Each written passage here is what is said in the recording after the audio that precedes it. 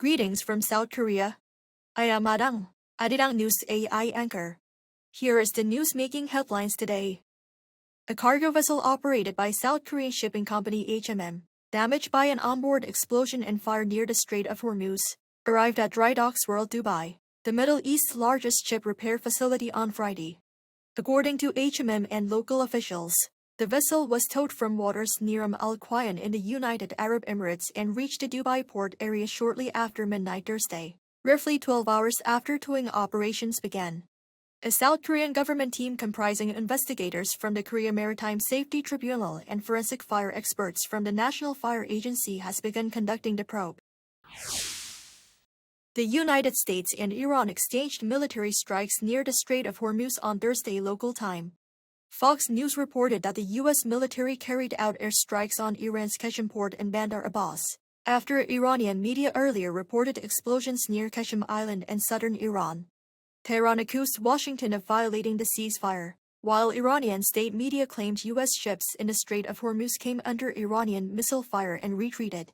Speaking to ABC News, Trump said the incident was a love tap, and said the ceasefire between the two countries was still in effect. He then pressed Tehran to move quickly on a proposed agreement. Meanwhile, the White House announced that Trump will deliver remarks in the Rose Garden at noon on Friday local time. Korea's current account surplus reached a record high in March, fueled by a surge in information technology products like semiconductors and computer peripherals. According to preliminary data from the Bank of Korea on Friday, the country's current account recorded a surplus of $37.33 billion in March. The figure is the largest ever monthly surplus and marks the 35th consecutive month in the black.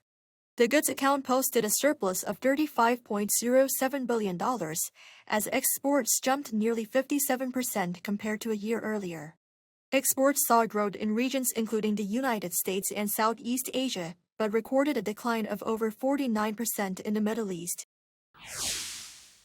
The U.S. Trade Court has ruled against U.S. President Donald Trump's latest 10% global tariffs, saying the across-the-board duties were not justified under a 1970s trade law. The U.S. Court of International Trade sided with a group of small businesses that challenged the tariffs, which took effect in February, with the ruling only applying to the plaintiffs in the case. In a 2-1 decision, the court said the Trade Act of 1974 was not intended to address the types of trade deficits cited by Trump.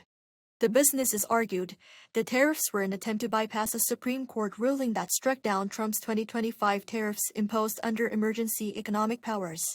Responding to the ruling, the Blue House said on Friday that Korea will continue to closely monitor related developments while seeking to maintain a balance of interest under its current tariff deal with the U.S. The National Assembly has halted its plans to reintroduce its constitutional reform bill during Friday's plenary session for a floor vote. The halt comes in response to threats of a filibuster by the main opposition People Power Party. The Blue House for its part shared regret through a statement, and urged lawmakers to continue efforts to bridge the gap over differences. An earlier vote on the constitutional reform bill back on Thursday was declared invalid in the absence of a quorum as the PPP condemned the bill as rushed. The bill, however, is backed by 6 parties including the ruling Democratic Party, and seeks to strengthen safeguards against martial law declarations. That is all from me today. Thank you for watching.